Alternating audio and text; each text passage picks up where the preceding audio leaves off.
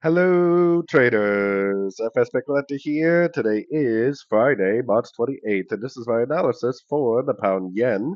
If you haven't done so already, definitely do check out my free Discord channel, which is linked down here in the corner.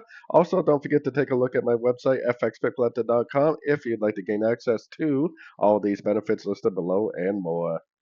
So the pound yen did break structure on the daily time frame. As you can see, we are definitely in an uptrend, and I think that this is going to continue to trend up. Maybe not quite that high, maybe only to the 78%, but I am definitely very, very bullish. I think that we are in a wave C of wave B. Now, on the shorter time frames, obviously we are drifting down, but I would definitely be looking at any moves I see to the downside as likely just a correction to the last wave up.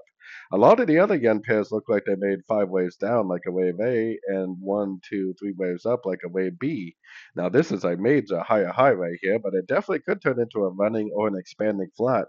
If it goes down like this and makes a higher low compared to the A and turns up and breaks, it's probably going to continue the uptrend. If it does something like this, and then goes down and makes a lower high than the wave A and then turns back up, then that definitely would probably be the continuation of the uptrend.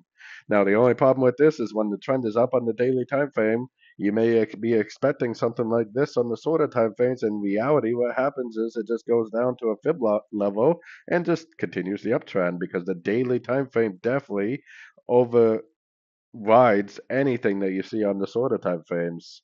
So I definitely would be recommending longs. I do think there's a good chance that it's either going to do this or possibly end up doing this uh, for the running. But either way, I would definitely prefer to just be patient and wait for a long opportunity because the shorts have a way less high probability of being successful trades. So anyways, don't forget to like and subscribe. And as always, thank you for watching and happy trading.